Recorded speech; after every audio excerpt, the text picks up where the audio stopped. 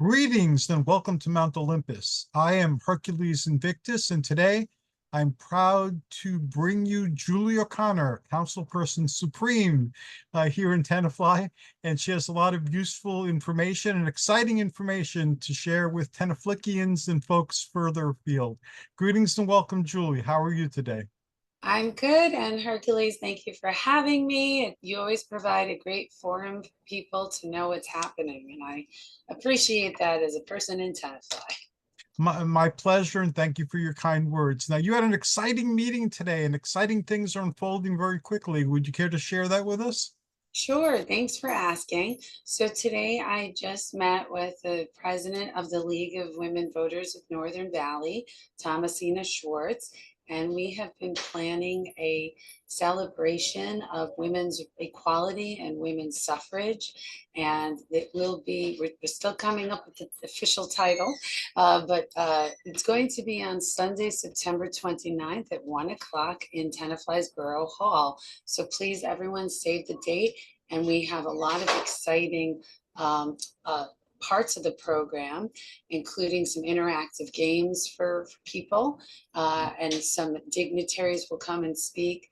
Uh, and we will be having a sister city resolution read, which is Tenafly is going to be a sister city with Seneca Falls, New York, because we share uh, Elizabeth Cady Stanton. Hmm. Elizabeth Cady Stanton, of course, lived in Tenafly for many years. Her great-great-granddaughter got to speak at our the train renaming dedication ceremony. It's Cafe Angelique is the Elizabeth Cady Stanton train station.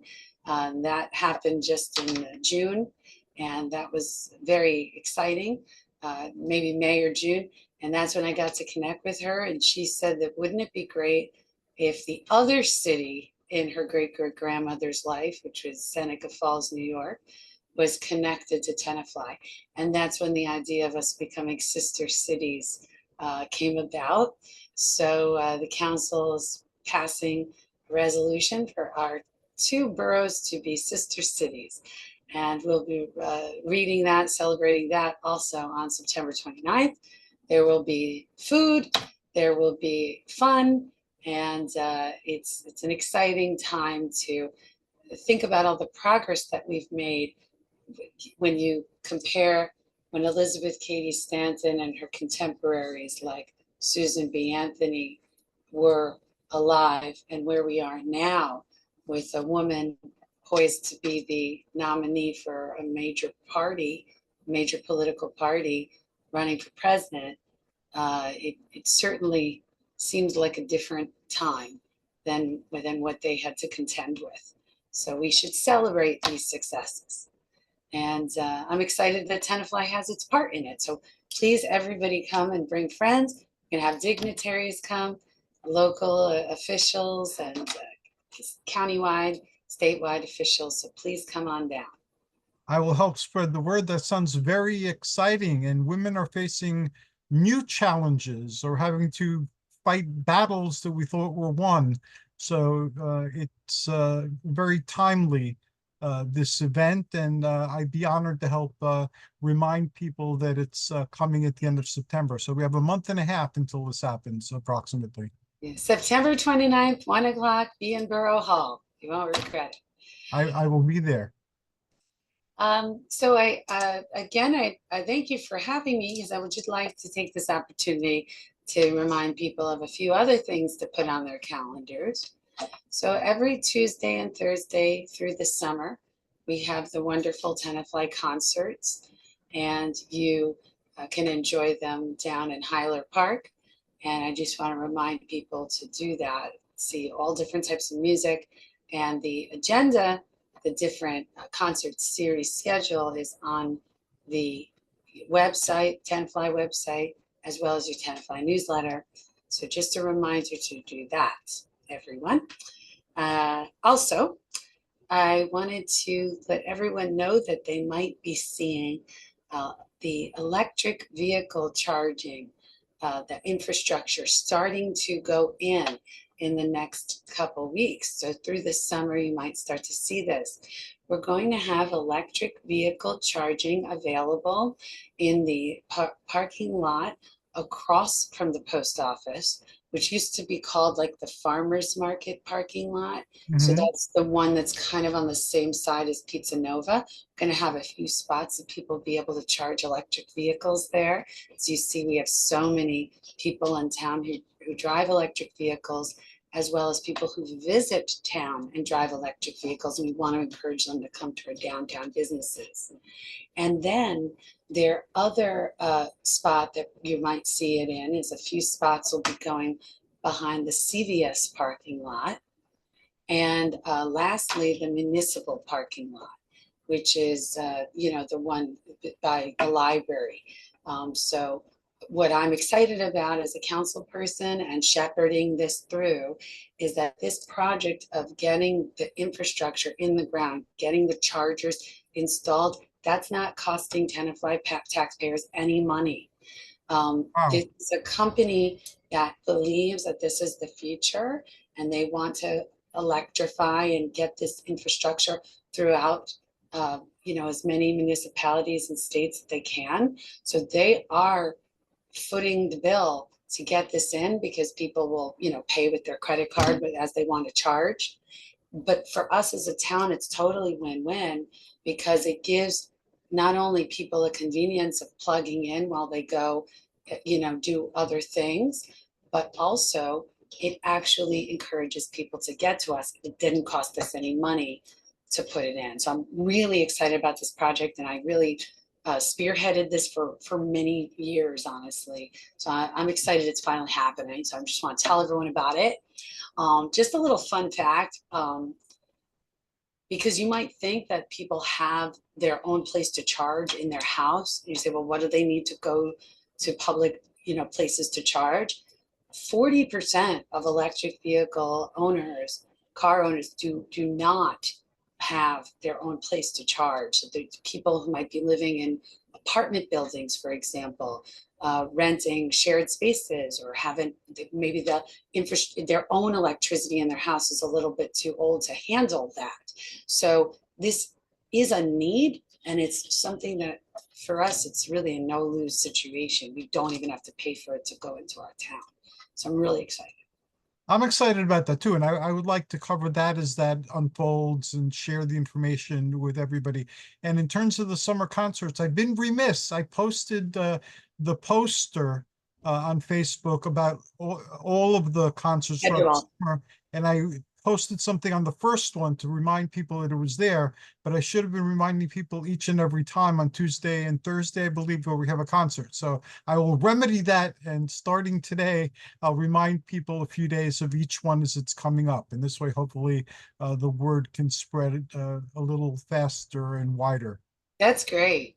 And just so people know, when it does rain, they do have an alternate location, which is the high school auditorium. I believe they're going to have it. So if it rains, it's not canceled. It's just moved indoors. So, um, so that's great. Just if you don't mind, I'll stay on a little bit of an environmental theme. I just wanted to take this opportunity to again let anybody know, in case they don't know, TENAFLY does have a composting program. It's a subscription-based program, and I wanted to tell you some exciting things about it. So we have around 50 families that are participating. We have 3 different locations that people drop their compost off. We get people who participate receive a bucket. We get liners. We put our food scraps in, anything from a banana peel to even pizza boxes it will take, by the way, which are not accepted in your paper recycling, but they are accepted in this compost program. And people do eggshells and apple cores. And with our 50 families, since starting it in October of this past year, so we're at less than a year, with 50 families, we have collected over 7 tons of food waste. Wow. So it's absolutely remarkable when you think of how much food waste there is in a given house. And I was like, this blew my mind. I've gotten to visit the place that they take it to. Neighborhood Compost is the company. And if anyone Googles neighborhood compost to TENAFLY composting program, then you'll see it, but also it's also on our website. But if you Google neighborhood compost TENAFLY, you're going to get right to it. And I got to tell you, I visited and they have animals there, like goats, roosters, everything. They eat the first load of food scraps. Then they take that food scrap pile and put it into the treatment. And then they get the rich soil that then turns into the ability for them to go and bring it back to their farm. So it just gets completely recycled into the earth. So we start with people, getting rid of food waste, but ultimately it gets back to the earth. So it's really exciting. And That is exciting. then they sell the produce, or they use the produce. So it's really great. It's just right in New Jersey. Back in the day when I was working in hospitals in New York City, I worked for a New York hospital in Queens, which was called Booth Memorial Hospital before New York Hospital acquired it. And I was part of a team that spearheaded a recycling program with food and earthworms. The earthworms used to That's the composting, sure. and then we used to get topsoil, and the Queen's Botanical Garden wasn't that far away. So all the topsoil used to go to the Queen's Botanical Garden. I tried to get Earthworm Jim, who was a video game character back in the day, the company to send an Earthworm Jim character. They wouldn't do it. So Troma sent the Toxic Avenger. So we had Toxic Avenger during our media event. But yes, I believe in those very strongly. We try to use our leaves and things like that very wisely in our garden. My wife Athena takes eggshells and she uses them in the dirt as well. So I'm a firm believer in that effort. So Well, honestly, for what people pay for, TV subscriptions nowadays, this is less than that. And I would love it as more people start to actually um, uh, join the program, that we can reduce that cost and then possibly have the town, pay for more of it. It's just we need a little bit of a larger program. So I really want to encourage that so we can even bring that cost down even more. But for $15 a month, it's not only helping our whole town, so we should be grateful to those who participate because it reduces our garbage bill as a town, right? Because we're not throwing that in the garbage. But also, just if I back up a second, for anybody who doesn't know about composting and what it does, that basically what you were talking about all those years ago is that it reduces greenhouse gas emissions that affect the climate change. Because if you're reducing food waste, the composting of it will reduce the greenhouse gas. So it's really a great program for people who care about their carbon footprint. And like I say, they're even helping us reduce the cost of our own garbage collection in TENAFLY more broadly. So 7 tons taken out of the garbage and brought back to the land. So I want to promote TENAFLY composting. So. and that could be accessed through the town's or through the borough's website, all that Yes, information. Okay. absolutely. And anybody who just is inspired hearing this and wants to Google, they do TENAFLY compost, neighborhood compost. Dorothy Quincy was a TENAFLY resident who was really essential in setting this all up. And I'm so happy to support her. And she also was with me during our visit, along with Olga Milanos, who's the chair of the Environmental Commission. We got to visit this farm, and it's just great. So, and they have goat yoga. So I'm telling you, What join is it. goat yoga? So there are little goats that are running around this farm, You can go there, do a yoga class, and the goats will just be chilling out with you. So they call that goat yoga. It's very relaxing, apparently. So another reason to join TENAFLY Compost, because you'll be able to, you know, get to participate in programs like goat yoga at the farm over there. I'm gonna Google goat yoga as well. That sounds fascinating. I'm Helps Greek, your mental health. so I remember once in Greece, I was climbing a mountain in Crete. There was a cave there, an ancient cave that I wanted to visit, and it was very steep, the mountain, and there were goats walking on seemingly defying gravity. I remember, so they're remarkable creatures, goats. And they treat it like no big deal, right? They just go Yeah, they're just walking vertically sideways. walking. It is wild, and they're not that light. So I never understood how that worked, you know. I agree with you. There's something to behold. So Um, there's a lot of remarkable things happening in Tenafly. Anything else we should know about?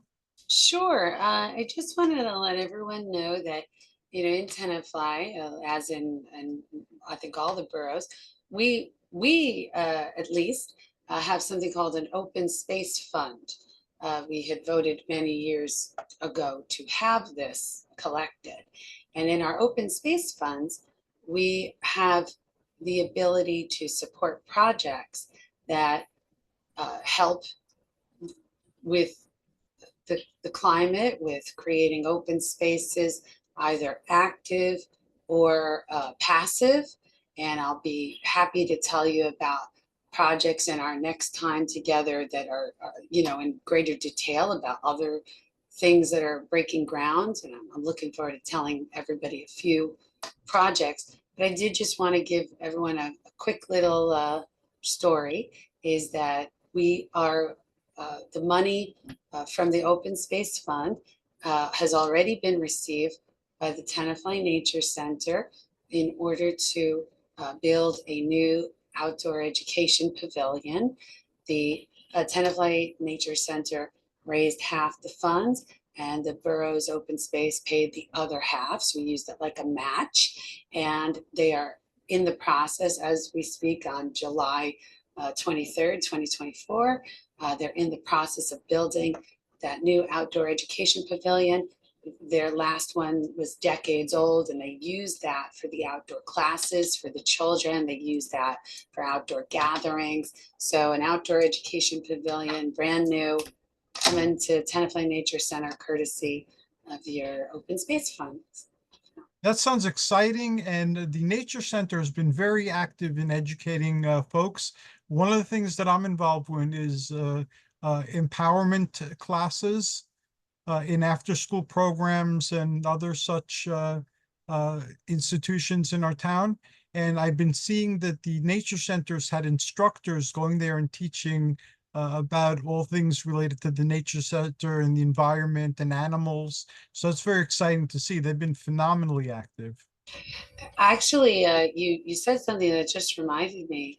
I want to point out that they've partnered with some people at the Graph Institute, which is over at the Inglewood Hospital, which was about, the epidemic of loneliness, and using the nature center as a place to connect, so we can, connect with others in nature, and have people realize they're not alone.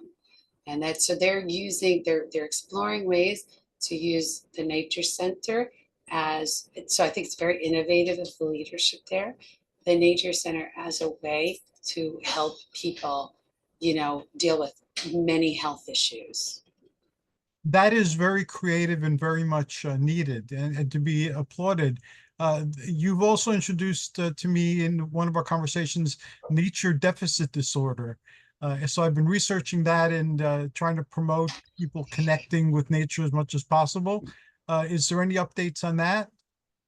So I know that as I've spoken to the, director there, Deborah Davidson, they are exploring a few of these things, because, like I just mentioned, there was the partnership with the Graft Institute over for the hospital, but there's also, they've they're working on a project to have accessibility trails. So with people that are differently able to use the trails, even people with a baby carriage. Right now, it would be very hard, almost impossible, honestly, to walk on one of the trails unless it becomes, accessible. And so that is a big push of theirs, and they're working, putting together those pieces, because I do think it's becoming more recognized that nature deficit disorder, and having no connection to nature certainly does not have good health implications, right? We have the loneliness epidemic, we have isolation, and we have even medical problems get exacerbated when you cannot connect to nature. It is very important. When I first came back to Bergen County, like a decade or so ago, got involved in a variety of things, including the Demarest Nature Center. I was on their board. Oh, yes. For a That's while. when I first met you. Yes. Yes, and um, they use the trails, or they used to, when I was involved, quite extensively. Yes. You had to go and inspect. I think it was once a week, make sure the trails were still open, that they were still safe, and so forth. And we'd always encounter people on the trails, enjoying their jaunt, their escape from our civilization in this area where everything is green. And sometimes you'd wander near someone's backyard because the trails would go pretty far toward the edge. But otherwise, it was a great getaway and very relaxing. So I'm glad that TENAFLY is going to be expanding its trails program. And I did just want to tell your listeners that if anyone would like to make a donation to a particular park, like for example, the Rose Garden or Hyler Park or, Roosevelt Commons, we now have donation forms online on the town website that you can print out, because there are people who've lived here a long time and want to celebrate different occasions or dedicate something in memory of someone who enjoyed one of our particular parks. I just want to let everyone know that there's forms that you can find in different spots online, and then you can make a donation to a specific one of TENAFLY's parks. Oh, that is awesome. And that is on our borough website as well. Yes, yes. And I we have have my a very quest. useful, you have lots to do. We have a very useful borough clerk, Omar, who can answer questions if you can't find anything. I promise that today and tomorrow I will find all the places that you mentioned today, and I'll put up links for them, and I'll post them further afield than my own personal Facebook pages. I'll put them on the larger TENAFLY sites as well, so that the word goes outward. That is amazing. And TENAFLY always struck me as a borough that cares. And even if you don't agree with people, politically, and or you have other differences with people come together in TENAFLY a lot to make things happen that are to the benefit of all. So I always enjoyed working in TENAFLY on different projects and living in TENAFLY. And I remember when I first came down here, some of the older people in town were calling TENAFLY Camelot, and that impressed me as well, because I love mythology. So we are, in a way, living in Camelot, and people are active and involved in making TENAFLY a better place for all. So I'm very proud to live here. Well, I'm so glad. As a councilwoman, that is so great to hear from a fellow resident. And I will look forward to talking to you next time in a few more weeks, when maybe we've broken ground on a few of our parks projects, which I want to just share with everybody. So, but first, look for those electric vehicle posts starting to come up, by end of summer, maybe a ribbon cutting. So. Thank you so very much, Councilwoman O'Connor, for taking the time to share all this information. You've contributed so much to this town. I know we've been friends for you. Thanks. I a try. while, and you succeed. So thank you very much for sharing this with us today, and I look forward to our next conversation, be it on or off the air. Yes, yes, of course. And thanks again, Hercules. Have a great day. And everyone listening, Get out there and meet your neighbors. Indeed. Joyous journeys and amazing adventures, everyone. We will return soon. Bye. Bye.